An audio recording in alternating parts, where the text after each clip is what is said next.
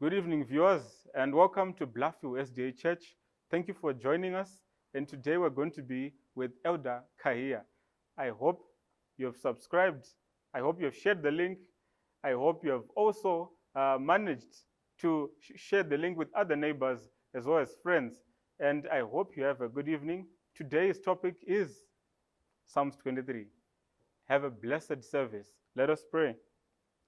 Our Heavenly Father, we thank you this beautiful evening. We thank you for the life that you've given us. We thank you for the blessings that you continue to bestow upon us. We want to thank you for all those who have joined us today, who have come to listen to the words you've come to tell us today. And we hope that we may be uplifted indeed. In Jesus' mighty name, amen. Nomutewera kwesekonda tizako musimbira ondotondera konifira pamchinjiko we Calvary Jesu wandi tungamira edemo rwendo rwese go watese Jesu harishama shamweri Ndine Calvary no farira motemo wake no dodande tungamire orudor wake wakanaka irara ereswa pa Calvary Jesu wandi tungamira edemo rwendo rwese go watese Jesu arishama shamweri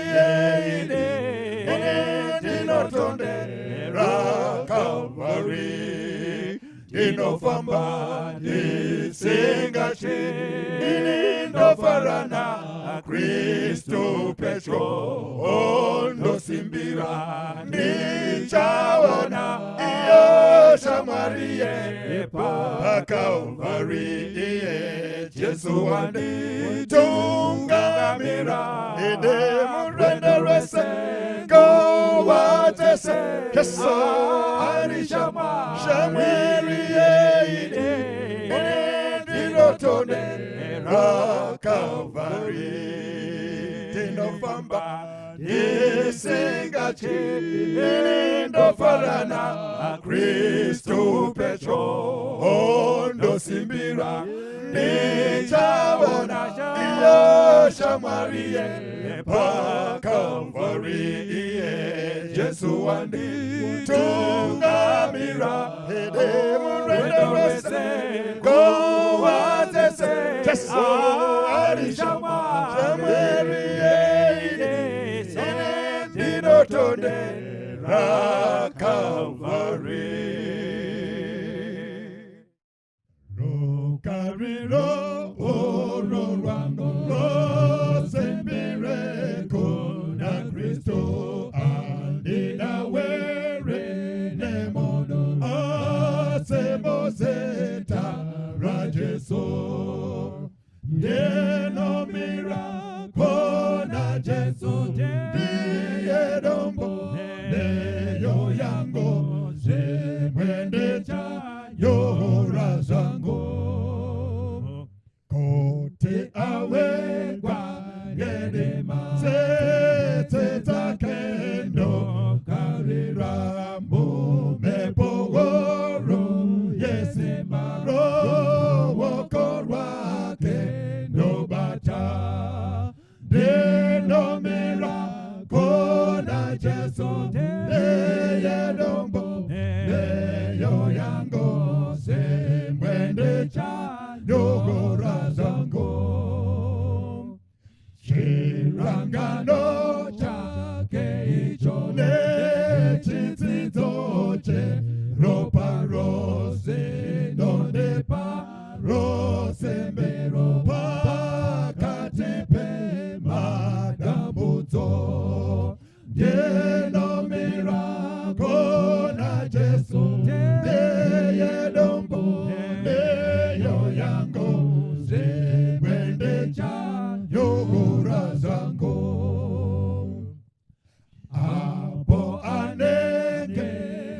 auya zore eja zore twande doda kote demere na Jesu paro jirwake deno mero kona Jesu rombo neyo yangu zemwende cha yohora zangu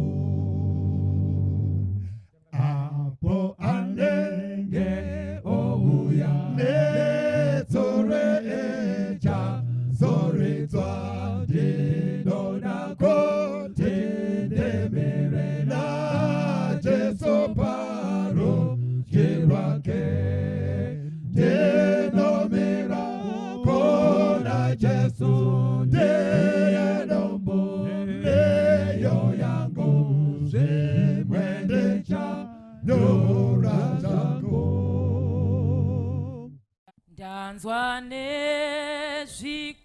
zvikomborero muriku kuvapatenzi vamwe vari kugoshira madonwe mundipenyi marikuneneni madonwe mundipenyi marikuneneni madonwe mundipenyi musandi kureba bakananda shata ini itenzimu sazondisiye mutawe wenyundipenyi marikuneni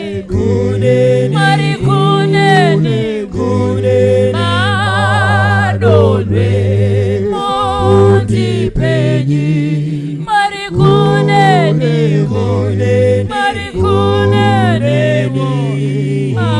madonwe mundipenyi dangandi rimuchite matine urambo ini imoyowa matwange pasi mundisu nungurenyi marikunene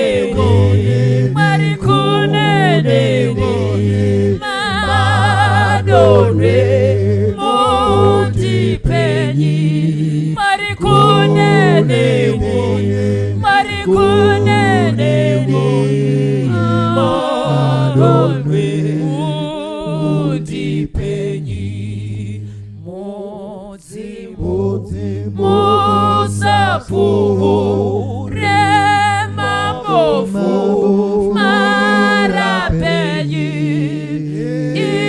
itau bawa wa Jesu arunyara rondipenyi marikunene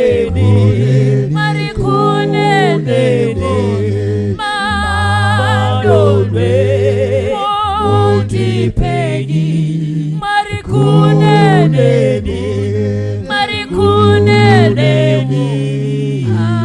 madonwe mundipenyi dangandi tiri muchite matine urambo ini iwa mayowa matwange pasi mundisu nungurenyi marikunene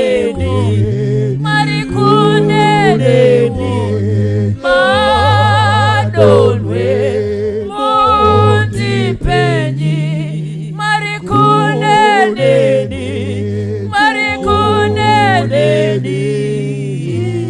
madonwe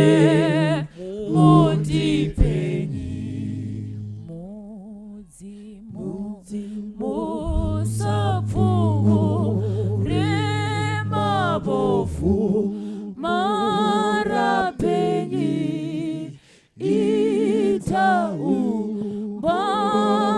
wa Jesu runyara rondipenyi marikuneniwo madonre mondipenyi marikuneni madonre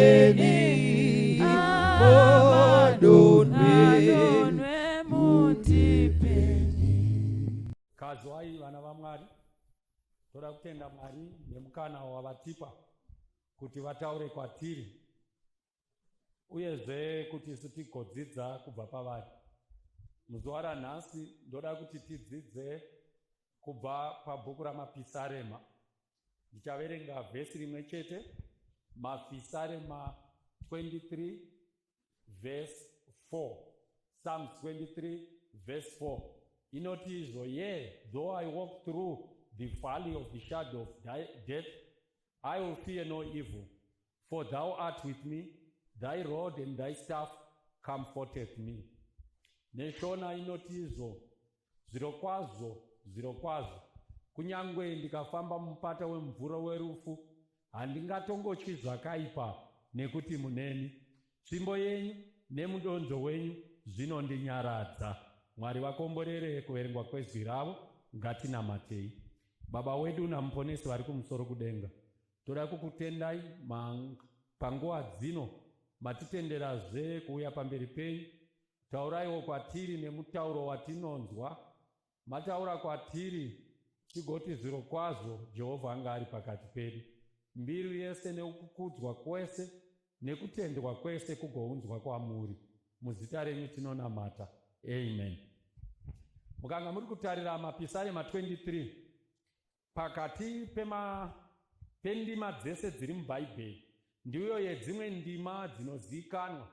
Vanodzidza nevanoita maresearch vanoti ndima dzinozivikanwa kunyanya mubhaibheri nevanotenda nevasingatendi.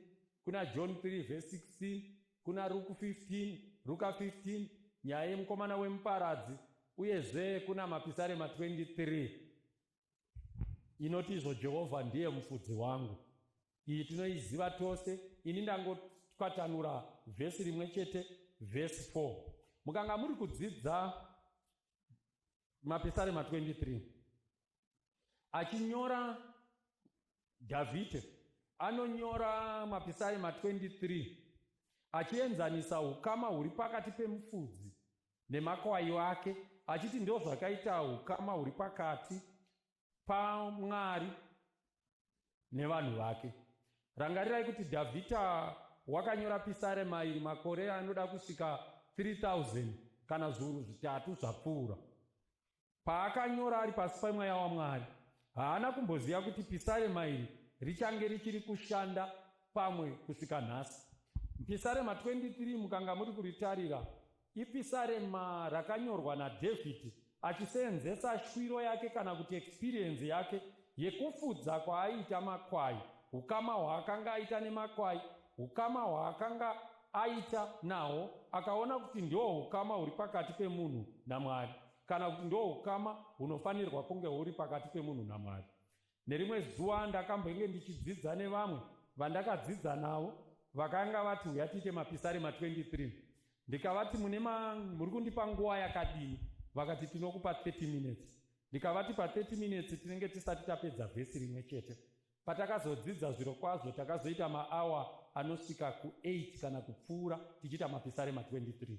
Ini patichaita mapisarema 23 vhesi 4 yataverenga yati zvirokwazvo kunyangwe ndikafamba mumupato wemvura werufu handingatongotyi zvakaipa nekuti muneni. Tsvimbo yenyu nemudonzvo wenyu zvinondinyaradza. Ndichaedza kupa pfupiso kana kuti samari pavhesi iyori nekuti vhesi ratingade kuita 1 hour kana kupfuura. Tikanga tiri kutarira, regedzai ndikupei kanhoroondo kaduku. Ukadzidza pisarema iri uine muono wehwai nemufudzi zvekuno kuAfrica kana muno muZimbabwe, unorashikirwa nezviri kutaurwa nepisarema. Semuenzaniso, kuno kuAfrica kana kuZimbabwe, patinofudza, mufudzi anoenda kumashure muhwai kana chipfuyo chiri kumberi. Mukatarira uko kuPalestine, nzvimbo yaigarwa naDhavhidhi, mufudzi anoenda mberi, hwai inenge iri kumashure. Ndosaka muchiona paanoita papisarema irori, munomuzwa achitaura kuti anonditungamirira, haati anonditinha. Hwai dzaitungamirirwa, mufudzi mberi, hwai kumashure. Saka kana tiri kutarira, ndinoda kuti tiite zvimwe zvishoma-shoma zvandichada kuti ndibate zvaiitika, ndokuti tigogona kutsanangura vhesi iro rimapisarema 23 vhesi 4. Zvaiitika nguva yechando yaiti kana yasvika, vafudzi vose vaibva kwavaifudzira makwai vouya vofudzira padyo nepamba. Pamafuro ari padyo nepamba ndo pavaifudzira. Pamafuro aya vaiitira kuti uko kure nedzimba kana nemisha, chando chinenge chauya, makomo aizara nechando, kwaidonha snow, chando chozara pamusoro pemakomo, zvekuti kuti vafudzire kure nedzimba hakuna kwekugara. Saka vaiuya vozofudzira padyo nemba vachirara mudzimba. Asi zvaiti kana chando chaakupera, nguva iya inonzi pachirungu spring yaakusvika, zvaizoitika vakomana ava vafudzi vaizotora makwai avo votanga kuafudzira achienda kure, vachinofudzira kure nemisha. Pavaienda kunofudzira kure nemisha, vainopfuura nemumipata. Mipata iyi, mavalleys, kwaiti gomo, ivo vaipfuura pakati nehwai dzavo, nekuti kumisha kunenge kwapera mafuro, apera kwavanga vachifudza nguva yechando. Pavainopfuura nemumupata umu, chando chinenge chiri pamusoro pemakomo, ice inenge yatanga kunyunguruka. Saka payainyunguruka yaidzika nemumakomo yoya mumupata. Mumupata yaichera makomba kana kuti migero kana kuti makoronga, magalizi ayaichera. Magalizi aya kana makoronga aya aigona kudzama zvekuti ukaviramo wakanga usingabude. Paaiperera pasi akanga asingaoneke. Rangarirai kuti nzvimbo iyoyi ine mhuka dzakaita sana shumba, ine mhuka dzakaita semafox, semawolf nemabhee, inonzi nebhaibheri kana bere, but harisi bere. Mhuka idzi nguva yechando dzikanga dzadya, dzaipedza 2-3 months dzakahwanda mumapako dzichitya chando, dzozonobuda chando pachinopera. Padzinobuda after 2-3 months dzaita inonzi hibernation, dzaibuda dziine nzara. Padzinobuda dziine nzara, chadzaitsvaka kudya, dzaitsvaka mhuka inenge isinganetse kubata. Mhuka isinganetse kubata chipfuyo chepamba. Saka paipfuura nevafudzi vachipfuura nemupata vaakuenda kumafuro akanaka, kana mafuro anenge ari kuseri kwemakomo, kuseri kure nemisha, nekuti ekumisha anenge apera. Mhuka dziya dzaiuya dzohwanda dzakamira mukati memipata iyayi. Mukatarisa pamusana pekuti mipata iyi yanga yakaipa zvakadaro kuti ine makoronga, mipata iyi ine mhuka dziri kuda kuuraya hwai, mipata iyi yainzi mipata wemumvuri yerufu. Ndo panobva izwi rekuti the valley of the shadow of death, nekuti anytime hwai yaigona kuvira mugoronga kana kuti yaigona kudyiwa nemhuka idzi. Saka zvaizoitwa, hwai dzaitoziva kuti dzisadyiwe, dzaifanirwa kufamba dzichiteera mufudzi. Kuti dzisavire, dzaifanirwa kuti patsika mufudzi ndo padzinotsika. Ndoda kuti mugoona mubvunzo unogona kuuya kuti zvanga zviine basa here kuti hwai dzipfuure nemumupata. Mhinduro inoti ehe, kumba kwakanga kusisina chekudya. Saka kuti dziende kumafuro akanaka aive kuseri kwemakomo, dzaitofanirwa kufamba mumupata. Hakuna hwai yaizvarwa kusvika ife isina kumbopfuura nemumupata wemumvuri werufu. dzaitopfuura nemo, asi chaidzichengetedza kuteera mufudzi. Ngatidzokerei kuvhesi kwedu, ndakupai background. Vhesi riri kuti izvo nechirungu, yea, though I walk through the valley of the shadow of death, I will fear no evil, for thou art with me. Thy rod and thy staff comforteth me. Zvirokwazvo kunyange ndikafamba mumupata womumvuri werufu, handingatongotyi chakaipa, nekuti muneni. Tsvimbo yenyu nemudonzo wenyu zvinondinyaradza. Chii chatinodzidza kubva apa pavhesi rataverenga? Ndichabata tunhu tushoma-shoma, tobva tapeta nyaya yedu. Chekutanga, mukatora background yandakupai, chatiri kudzidza ndechekuti wai yaitopfuura nemumupata. Rangarirai David ari kuti ukama hwehwai nemufudzi ndo ukama hwedu naMwari. Kafambire kaita mufudzi nehwai dzake, achidzichengetedza, achifamba nadzo murwendo, ndo kafambire kaMwari nesu murwendo rweupenyu huno. Tichipinda matinopinda tinochengetedzwa naMwari. Saka poindi yekutanga iri kubuditswa nenyaya iyi ndeyekuti chatinofanirwa kuziva iwe neni ndechekuti there will be valleys in life. Upenyu huno muchava nemupata. Kuda kana kusada, there will be valleys in life. Mukatarira zvinoitika, hakuna munhu unoberekwa obva mumbereko kusvika muguva asina kupinda mumupata. No one travels through this life from the cradle right through to the grave without passing through the valleys. In life there will be valleys. Kazhinji tinoda a mountain top experience yekuti tinoda kugara upenyu hwedu tichirarama setiri kurarama setiri pamusoro pegomo. Hama nehanzvadzi, ziva chinhu ichi, there will be valleys in this life. Kuchava nemupata muupenyu huno. Days will not, the sun will not always shine every day. There are days when there will be no shine, where there will be no sunlight. Days where there will be darkness. Ndoda kuti nditi inzwai vana vaMwari, mupata uriko mukati mehupenyu huno. Mupata ichauya.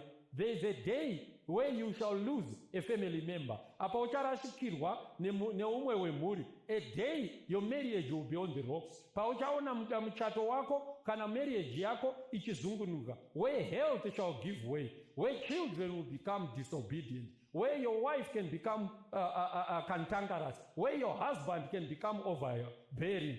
A day is coming, apo basa rinonzi rapera, apo unonzwa pauchanyeperwa, apo when you are cheated upon, apo pauchabirwa, when you shall fail an exam, a day will come. Dzimwe nguva utori through this situation yekuti uri kufamba mumupata, inzwai vana vaMwari, mupata shall come.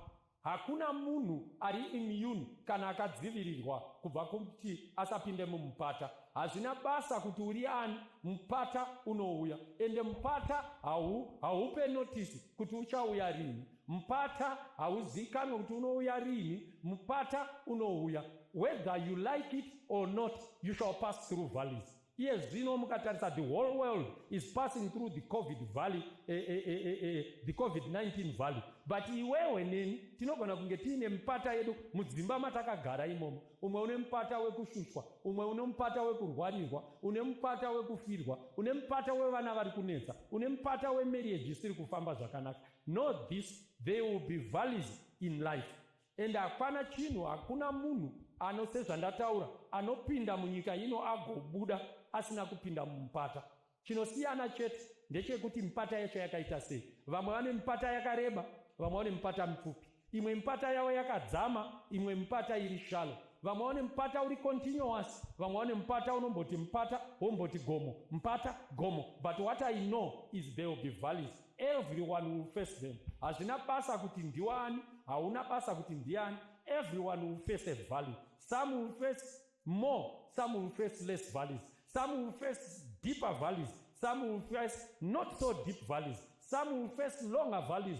Some will face shorter valleys. But we will all face valleys. Ndo zvandiri kudzidza chekutanga chandiri kudzidza apa. Saka ndiri kuti inzwai vana vaMwari, usazvinzwire tsitsi and tell yourself that you are the only one who is suffering. It's not so. Everyone is suffering. Tinogona kusiyana masafiro atinoita. Umwe anosafa kushaya mari, umwe haashayi mari, anayo asi ane munhu ari kurwara. Umwe anayo mari asi ari kurohwa nemurume. Umwe anayo mari asi ari kurohwa nemwana. All of us will pass through valleys. Regedzai nditi inzwai vana vaMwari. Kana usati wambopinda mumupata, usatya. Mupata unouya.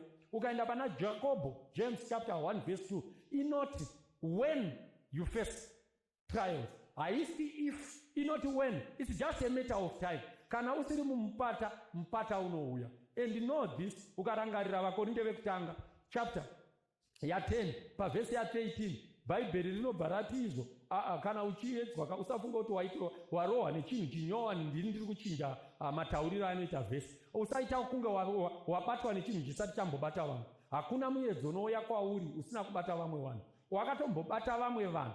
Moreover, Mwari vakatokupa a way out. Ende Mwari havakupi muedzo, havasii muedzo waunosiya kuti unokukurira uchiuya kwauri. Mwari vari kuti kudini? Vari kuti hakuna mupata, haupiwi oversize mupata. Unopiwa custom made, tailor made, cut to fit. Hakuna oversize yemupata, no oversize yevhali. Wawinawo iwoyo ndo wako, ndo size yako. Munoona vanhu vachitaura kuti mai ava vakashinga, murume wavanonetsa anozodai dai ndanga ndiri ndasingambozvikunda. Ndo mupata wavo, ndo size yavo. Iwowo une wako wekurwarirwa. So know this, kuti mupata uriko. Ndo the first thing chiri kutaurwa apa kubva pana mapisarema 23. We shall all face valleys. Ngerekedza ndiende pane chinhu chechipiri. Chii chatinoda kuti tigoziva. Point yangu number 2 yekutanga, know that there will be valleys in this life. Ziva kuti kuchava nemupata muupenyu huno. Upenyu huno hune mupata. Chechipiri chatoda kuti tidzidze, ziva kuti kana wapinda mupata unoita sei. Know how to respond when you are in the valley. Mukaverenga vhesi iyi pane zvinhu zvandoda kuti mugoona. Chekutanga chandoda kuti tigoona how we should respond kana kuti toita sei kana tiri mupata. Chekutanga tinochiwana pano pavhesi iro rataverenga. Hanzi kunyange zvirokwazvo, kunyange ndikapinda mupata womumvuri werufu handingatongotyi zvakaipa. First thing, David says, I will not fear. Handityi. Why David? Is it kuti nekuti unogona kurwa? Is it kuti nekuti wakarwa naGoliath? Why don't you fear David? He says, thou art with me. Chinhu chaunofanirwa kuziya kana wapinda mumupata ndechekuti kana uri mwana waMwari hausi wega. The Lord is with you.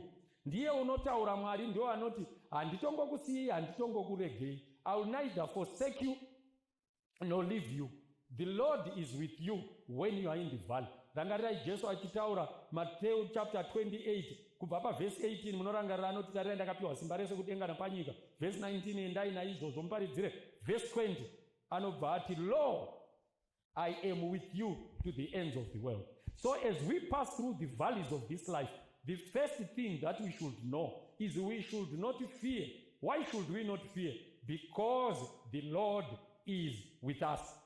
Ndo chinhu chekutanga pa know how to respond when you are in the valley. Chechipiri chatinofanirwa kuziva, ukaverenga bhaibheri reshona rinoti kunyange ndikafamba mumupata wemumvuri werufu handingatongotyi zvakaipa. Ukaverenga rechirungu haritaure izvozvo. Rinoti, yeah, though I walk through. Shona inoti kunyange ndikafamba. Dai shona matranslatorwa akaita shona inofanirwa ukaisa kuchirungu inoti, yeah, though I walk in the valley. Bhaibheri haridaro rechirungu. Rinoti though I walk through. Saka akatranslata aifanirwa kunge akanyora neshona kuti kunyange ndikapfuura. Ndo chinhu chechitu chaunofanirwa kuziva kana uri padambudzo, uri pamupata hweupenyu. Ziva kuti you are passing through. You are not there to stay. Kana ukati ndikafamba mumupata, unogona kufamba muupenyu hwese. Asi kana uchipfuura, it means uri kupinda, uchabuda. Ndo chatinofanirwa kuziva ichocho, kuti kana wapinda mumupata, you are not there to stay.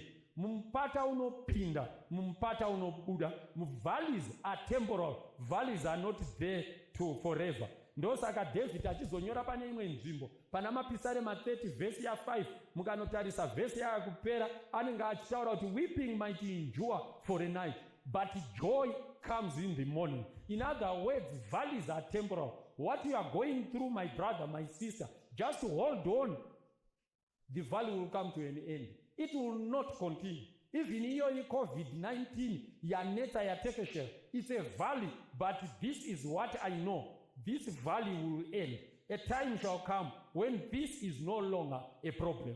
And whatever you are going through, kana uri mumpata, ziwa kuti uchabuda. Saka ziva chekutanga kana wapinda mumpata, declare kuti I will fear not because the Lord with me is with me. Chechipiri, declare kuti no. I know kuti mpata uyu ungarwadze, ungadzame, ungareba, but it shall come to an end. Chechitiri chandoda kuti ugoona chaunofanirwa kuziva kana uri mumpata, chaunofanirwa kuziva kuti how you respond uri mumpata ndechekuti mukaverenga Pisarema iyi, mukanga muchiriverenga kubva parinotanga, munonzwa David anotaura achiti Jehovha pavhesi 1 ndiye mufudzi wangu. Pavhesi 2 anoti anondivatisa pasi pamafuro manyoro, anondisesedza pamvura. Pavhesi 3 anoporesa mweya wangu, anondifambisa panzira dzakarurama nekuda kwezita rake. Ndoda kuti muteerere. Pamunoenda pavhesi 4, vhesi 4 yakasiyana nemamwe mavhesi matatu ekutanga. Ekutanga aya anenge achiita David achitaura pamusoro paJehovha as in third person. Regedzai ndidai David ari kuita sei ari kutaurira umwe munhu kuti uyo Jehovha uyo ndiye mufudzi wangu, anondivatisa, anondisesedza, anondifambisa, akanongedza. Mukaenda pavhesi 4, David anochinja, anoti kunyangwe ndikafamba mupata wemvuru werufu handingatongotyi zvakaipa, nekuti muneni. He addresses God in the first person. Haachati Jehovha uyo ndiye anondifambisa, ndiye anondivatisa, ndiye anonditungamira. Anochinja obva atanga kutaura naJehovha. Anoita sekunge ari kufamba munzira, ari kutaura neumwe munhu, ari kuti urikuona Jehovha uyu ndiye anondifambisa, ndiye anondivatisa, anondisesedza, anondiponesa. But paanonopinda mumupata, David haatauri neumwe munhu, anotanga kutaura naJehovha. Anoti imimi Jehovha handityi nekuti muneni, tsvimbo yenyu imimi Jehovha nemudonzo wenyu unondinyaradza. Saka tiri ndiri kudzidza chiya, ndiri kudzidza kuti kana ndapinda mumupata haisi nguva yekuwesta, yekutaura nevamwe vanhu uchiti Jehovha wangu inini achandiitira chakati. Jehovha wangu, kana uri mumupata inguva yekutaura naMwari. You need to talk more to the Lord when you are in the valley than talk to people. Inguva yekugara pasi uchinamata, uchiverenga shoko raMwari, uchitaura naMwari, claiming his promises when you are in the valley. Saka tiri kuti kana wapinda mumupata mune zvinhu zvitatu zvaunofanirwa kuziva, zvaunofanirwa kuita. Unofanirwa kuziva kuti hausi wega, saka you should not fear. Unofanirwa kuzivazve kuti kana wapinda mumupata, mupata uchapera. Unofanirwa kuzivazve kuti kana uri mumupata inguva yekutaura naMwari sezvinoitwa naDhavhidhi. Saka tiri kuti isusu chinhu chekutanga, know that you are in the valley. Chechi2, know how to respond. Pa knowing how to respond ndopekuti don't fear. I talk to God and know that the valley will come through, will come to an end. Regedzai tiende pane chimwe chinhu chandiri point number 3, handiri kuda point 3. Number 1, tati know there will be valleys. Number 2, know how to respond when you are in the valley. Number 3, know your resources when you are in the valley. Kana wapinda mumupata, ziva zvauinazvo. Mukatarira David anotanga achitaura kuti kunyangwe ndikafamba mumupata wemvuru werufu. Akatarisa mupata, anoenda pamberi, anoti handityi nekuti muneni. Saka abvisa maziso pamupata, auisa pana Mwari. Anoenda pamberi, oti tsvimbo yenyu nemudonzo wenyu. Meaning kuti he is now focusing mukati memaoko aMwari. In other words, David ari kuti tsvimbo yenyu, mukatarira inonzi tsvimbo neshona, ndo inonzi nechirungu road, ndo yavaishandisa kuti kukauya mhuka yaishandiswa nemufudzi, kukauya mhuka ichida kurwisa makwai, yaitorerwa tsvimbo iyoyo, ndo yairoveswa shumba kana chairohwa netsvimbo. Saka David ari kuti I know kuti thy road, tsvimbo yenyu inondiponesa. What is David saying? He is saying mukati meruoko rwaMwari mune protection, mune kuponeswa, mune kudzivirirwa. When you are in the valley, know that there is a protection. Mapisarema 34:7 anobva kuti mutumwa waJehovha unokomberedza. God talks, David is saying, when you are going through the valley, tichifamba muvalley, just know kuti there is a protecting power muruoko rwaMwari. Anotaura nenyaya yekuti thy staff, thy rod, protection, and thy staff ndo tsvimbo iya yakadai yakaita kahuku kumusoro. Vafudzi vaiti kana hwai yavira mugoronga, vaibata tsvimbo iya vote kwakaita chihuku ichi ndo kwavaiisa mugoronga, chohuka hwai nepadumbu voibudisa. Saka basa restaff iyoyo inonzi mudonzo nebhaibheri reshona raive rekuponesa 7 mhuka inenge yavira kana hwai inenge yavira mugoronga. Saka David is saying, in one hand of the Lord there is protection, in his other hand there is saving power. As we are passing through my valleys, tichifamba mukati memipata, ngatizivai kuti Mwari vane simba rekutidzivirira, vane simba rekutiponesa. David anotaura kuti handityi, tiri kuti know your resources, handityi ndichifamba mumupata nekuti Mwari muneni. Pane imwe nguva inzwai vana vaMwari yatinonetseka kuti where is God, tichifamba tapinda mumupata, Mwari mandisiya. God has not left you. God is there with us mukati memupata, akamirira kutidzivirira, wakamirira kutiponesa. Ndakanga ndichitarira nyaya yaDavid, ndikati nekuti David aiziva simba retsvimbo nemudonzo semufudzi, ndosaka akagona kurwa naDavid, naGoliath, because he knew God was with him. Haana kudhauta nekuti he knew kuti kana uri mukati meruoko rwaMwari, chinouya chinokuona urimo, God will protect you. Hazina basa hama nehanzvadzi kuti mupata wauri kufamba mupata wakamira sei. Ziva kuti Mwari varipo, vane simba rekukudzivirira kubva pakuparadzwa, vane simba rekukuchengetedza. Iye zvino kune covid iriko 19, vanhu vakanga vachideclare imwe nguva kuti kana iri kumbodai kunana Europe kokuno kuAfrica tichaparadzwa tose nekuti hatina utano hwakakwana, hatina mari, hatina mahospitari. But God has power to protect. He has got power to save his children. Toda kuti tigoziva zvechinhu ichi vana vaMwari. God, sometimes like I said, tinobvunza kuti Mwari varipi as we are going through difficulties. Where is God as we are moving through mumupata? I want us to know, mwana vaMwari, God is actually there with us, helping us to go through. God is there. Ndakanga ndichinzwa imwe nyaya pane imwe nguva yevanhu vakaita dinner, kudya vakadaidzana kuti ngatiitei dinner. Kwaitwa dinner yakwanga kuine mukokeri akanga ariko, MC akanga aripo. MC uyu aizvinzwa zvikuru, aive munhu aiti ndinogona, ndinoziva, ndakadzidza kudarika vanhu vese. Saka zvakaitwa naMC uyu akati vanhu vachidya panga pakazara vanhu vakasiyana-siyana venzvimbo dzakasiyana-siyana, vakakurumbira, vakadini. Akabva ati vanhu vese muri muno muri kudya, ndoda kukuudzai kuti ini ndakadzidza kudarika imini. Ndoda kuti mundiudze, ukandiudza any poem yawakamboverenga, ndinokutaurira poem yacho nemusoro. Ndinoiita, hapana poem yandisingaziva. Kwakasimuka vanhu vakasiyana-siyana. Umwe akasimuka akati ndine poem yandinoziva yakaitwa naMark Twain. Mark Twain akainyora mukati mebhuku raHuckleberry Finn. Zvikanzi nemukuru uya hawo ndeyakati, ndoiita nemusoro, achibva aiita nemusoro. Zvikanzi pane umwe here, pakasimuka umwe akati pane imwe yakanyorwa naCharlotte Bronte. Zvikanzi ndoiziva wati iyo, achibva aidzokeredza nemusoro. Umwe akasimudza ruoko akati ko iyo, pane iyo yakanyorwa naWilliam Shakespeare. Uyu achibva aidzokeredza, mukuru wemutambo uyu master of ceremony aidziita dzese. Umwe akati aiwa regedza ndikuchinjire, pane yakanyorwa naChinua Achebe wekuAfrica, akaiita akapedza. Vanhu vakaona inga muchinda anotogona. Saka mukati meimba iyoyo, hall iyoyo maidyirwamo, makanga mine umwe mutana akanga akagara kumashure. Mutana uya akasimudza ruoko akanzi yes mudhara, zvikanzi ini ndine yanguwo yandiri kuda kuti undiitire. Zvikanzi uri kuda ipi? Zvikanzi nemudhara uya ndiri kuda mapisarema 23.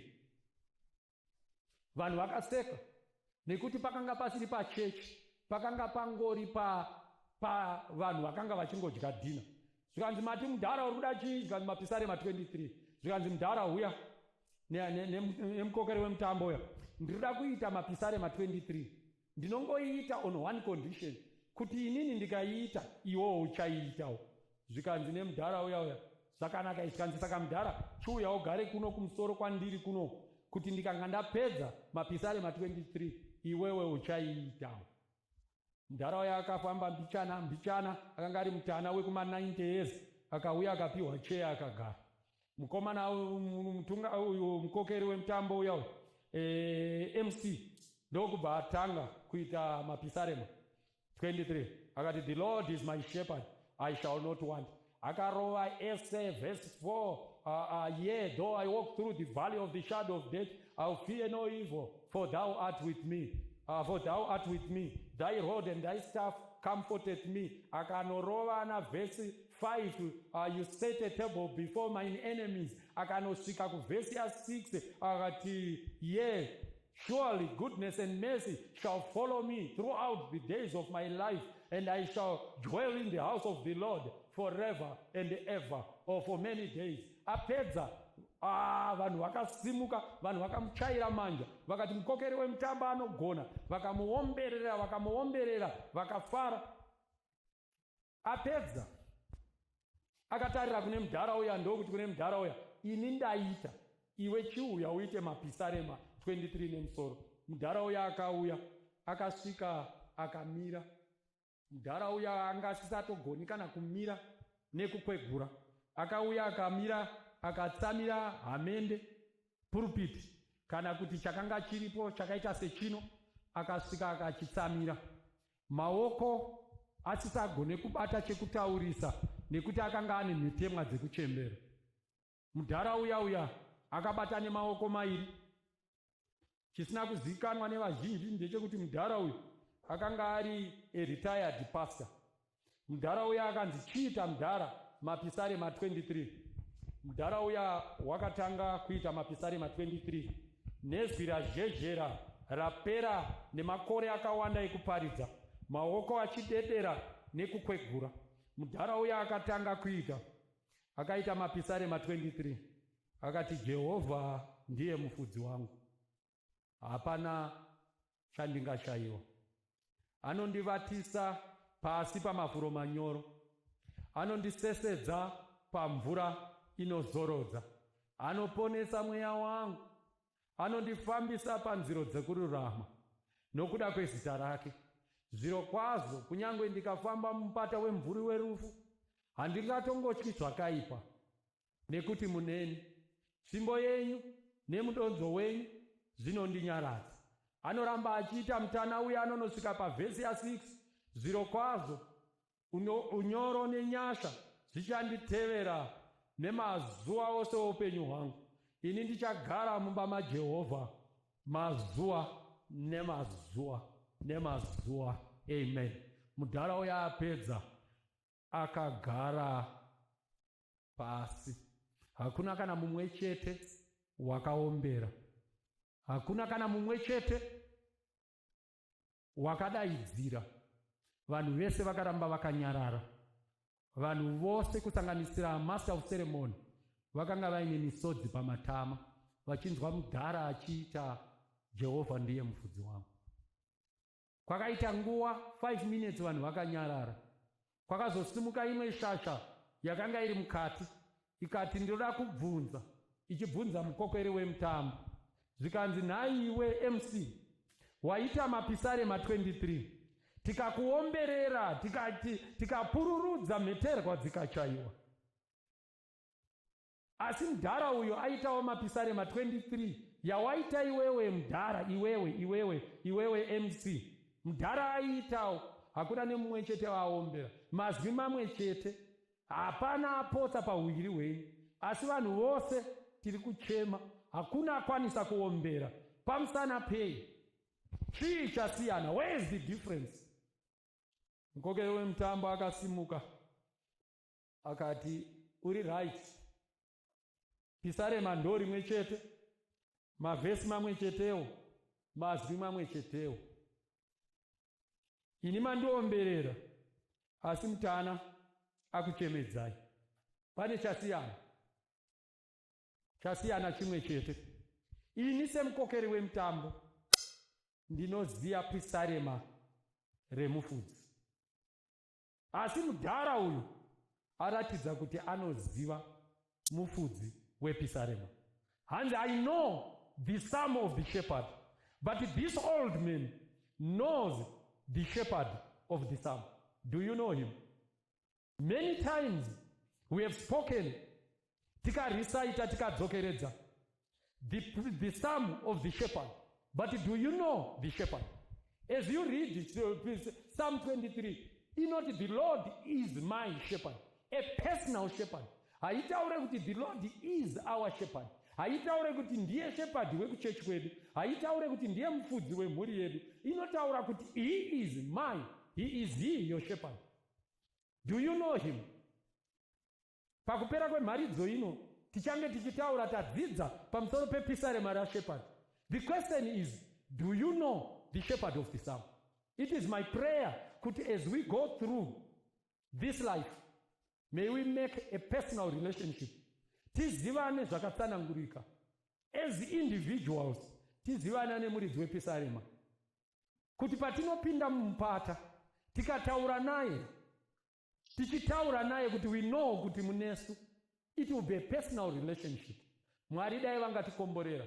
If you are passing through a valley, I'm inviting you to make this shepherd a personal shepherd. Ngatinamate.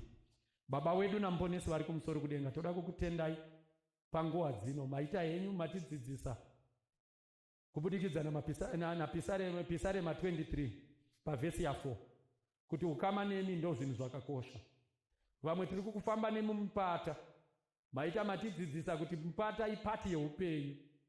Matidzidzisa kuti kunyangwe tikafamba asi imi muripo hamutisiyi. Matidzidzisa kuti kunyangwe tikafamba mumupata uchapera. Matidzidzisa kuti kana tiri mumupata inguva yekutaura nemi, haisi nguva yekutaura nevamwe, haisi nguva yekupedza nguva tiri pamaWhatsApp, tiri pachii kuti mazonzwa here zvazoita, mazonzwa here kuti zvazoi. Inguva yekupedza nguva tiri nemi. Matidzidzisa kuti kana tiri mupata ngatizivei kuti imi munotidzivirira uyezve munotiponesa. Asi pamusoro pezvese ngatitei ukama nemi. Mbiri nerukudzo zviunzwe kwamuri nekusingaperi. Amen.